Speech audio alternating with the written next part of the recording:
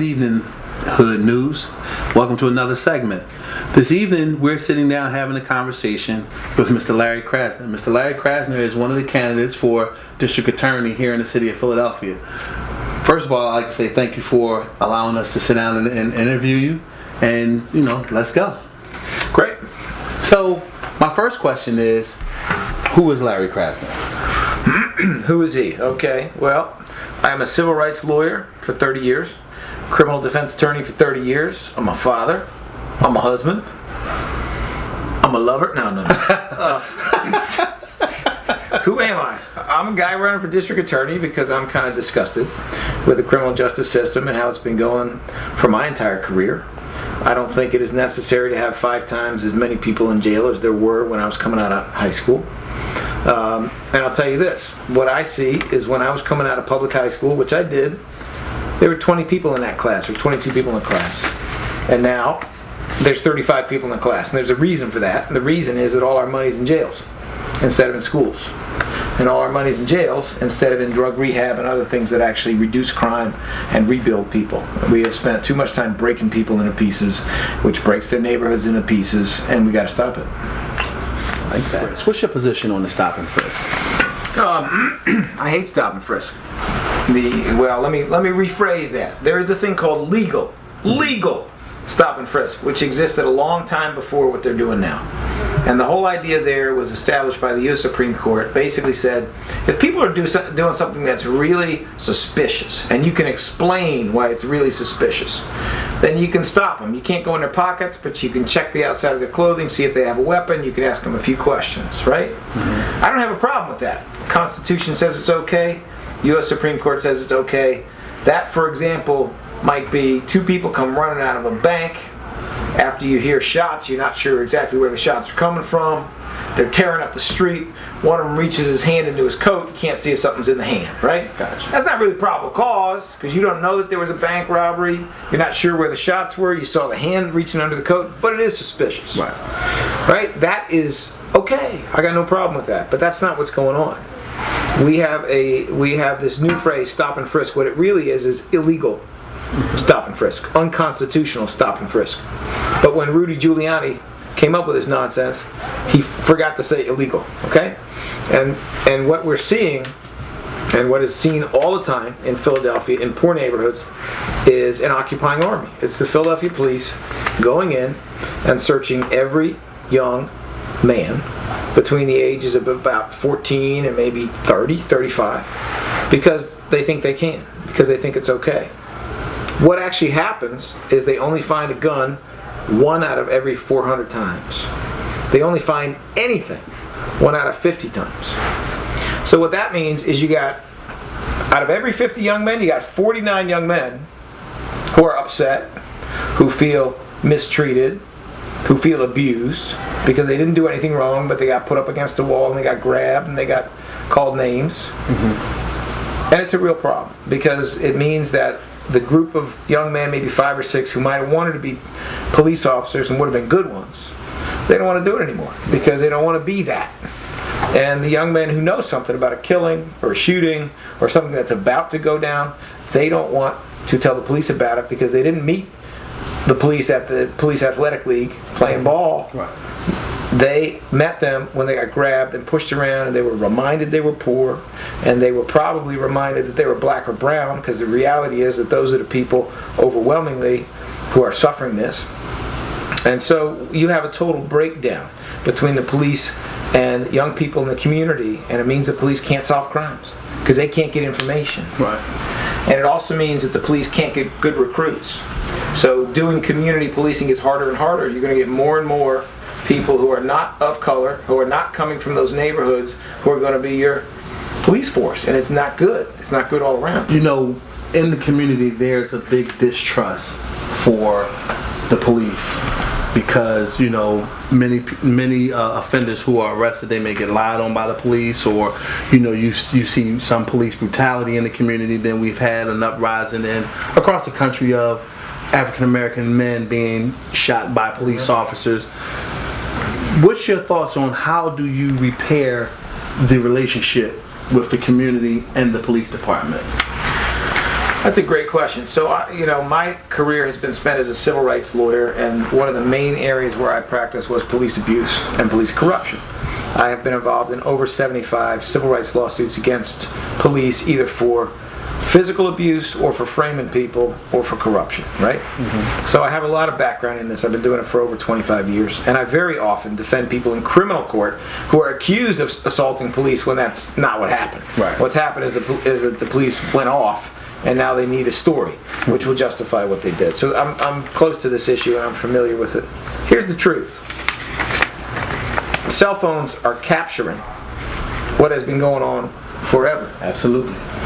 And it's really just a window on the truth. In the same way DNA showed us how many innocent people were confessing to crimes they never could have committed, and how many innocent people were on death row, and how many innocent people were sitting in jail. In the same way that happened, cell phones came out, and now all of a sudden it wasn't just law enforcement that could surveil you and take video of you.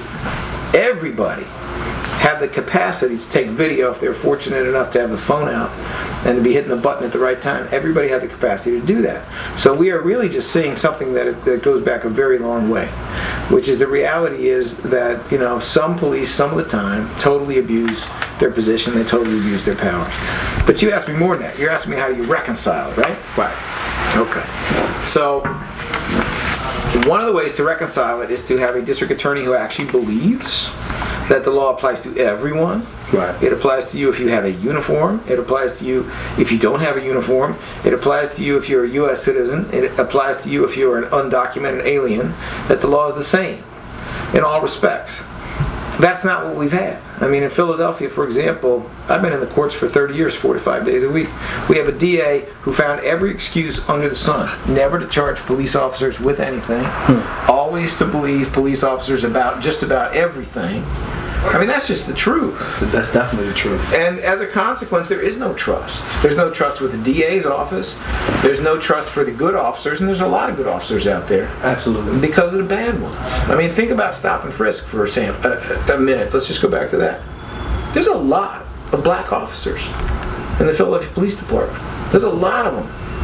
And when you look at the polls and the questions that are given to black officers about how they feel about stop and frisk, they feel very differently about it. Because it's being done to their kids, and it's being done to them when they're not in uniform, and they may have experienced it when they were young, and they don't want to do it.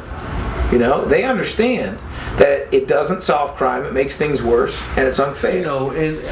Unfortunately, in the black and brown community, we have offenders who go to jail, and when they begin to go through that initial process, they go through in front of a bail magistrate, and many of them sit in jail because they can't make a $500 or $1,000 bail. Do you believe that there's a need for bail reform here in the city?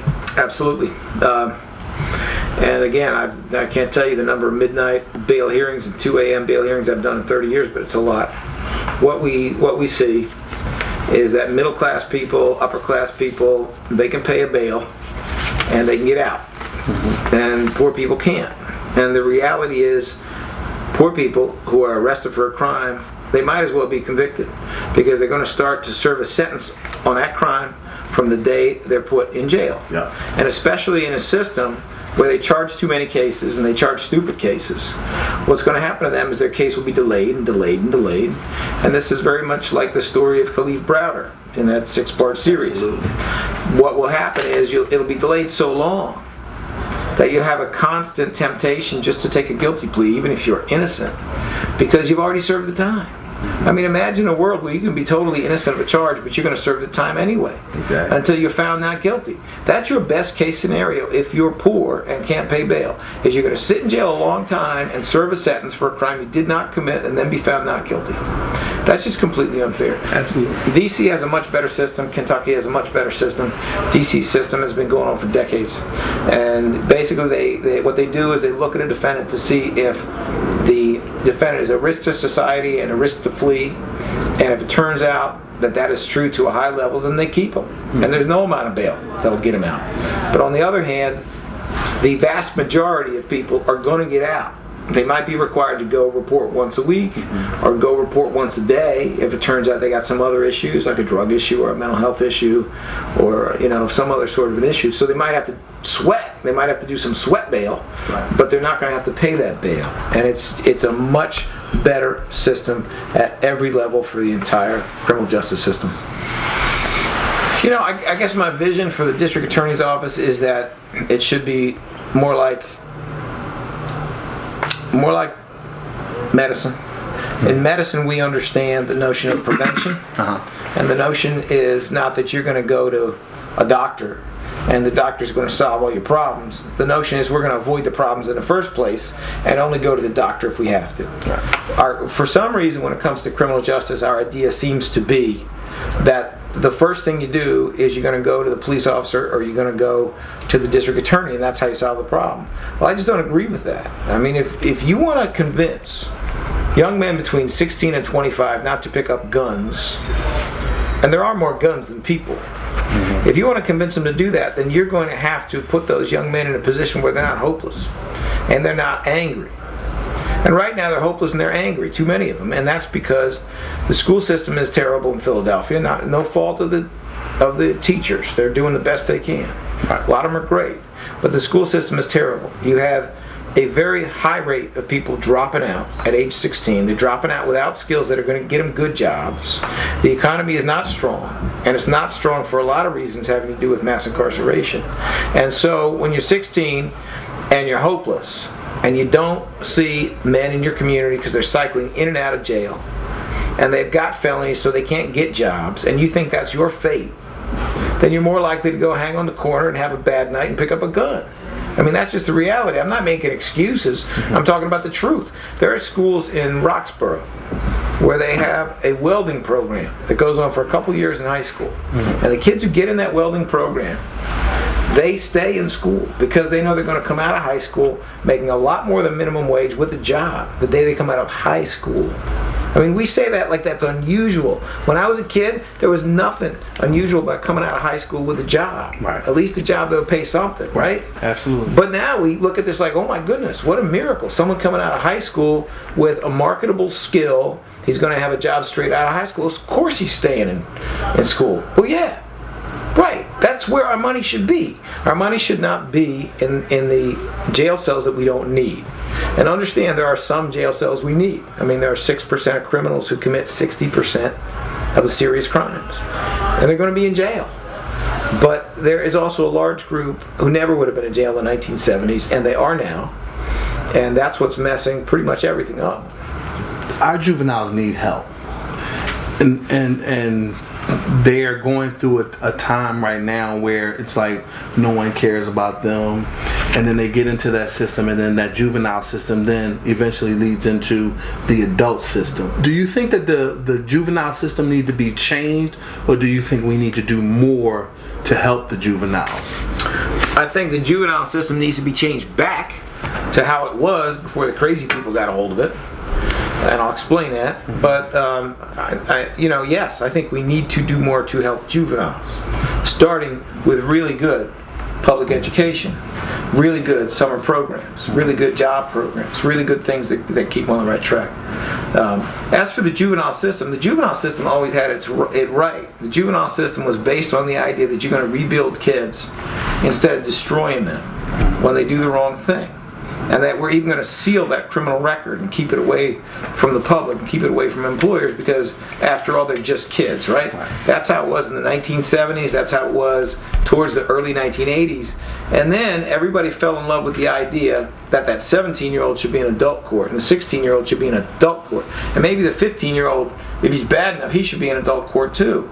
And they started to chip away at this juvenile system, which had a fundamental premise that was good, which was that we're going to rebuild these kids. Yes, they're going to be accountable. They may well be put into a juvenile school or something like that, but we're going to rebuild them.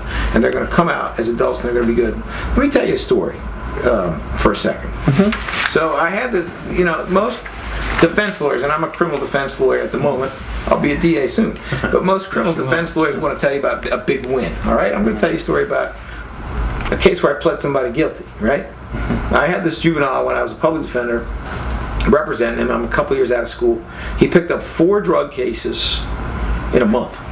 He had no record before that. Picks up 4 drug cases in a month, you know? So I sat him down. There's no way you're going to win 4 drug cases in juvenile court where you don't even get a jury. You got to take them all in front of these judges who are going to convict most of those kids, or adjudicate them is what they call it. Right. And I said, what's going on? And I talked to him, and it became pretty clear to me that he felt like he belonged when he hung out with these kids on the corner, and he was not a good criminal. He was not sneaky. The police were getting him every time, right? So we talked about it, and I basically said, look, you know, maybe this is not for you. I mean, you want to do a lot of things in your life. Like, you want to make some money. You're not making any money. You don't want to be locked up during the summertime. I mean, come on, what are we talking about? You need to go a different direction. So let's take these cases. We'll go in front of this judge. We'll see if he can put you in a really good school, because you're just getting in trouble on the street right now. And, you know, and then you can rebuild yourself. You can do it, right? Saw him years later. PGW employee, walking around with the jacket. 5 kids, married to the mother of all 5, living with them. All the kids are doing great in school. And, you know, here's the truth. If that happened to him when he was 18 years old, they never would have rebuilt him. He never would have had that life. He never would have been the provider, you know, one of the centers of the family with his wife. He never would have been that. He would have been a 4-time felon.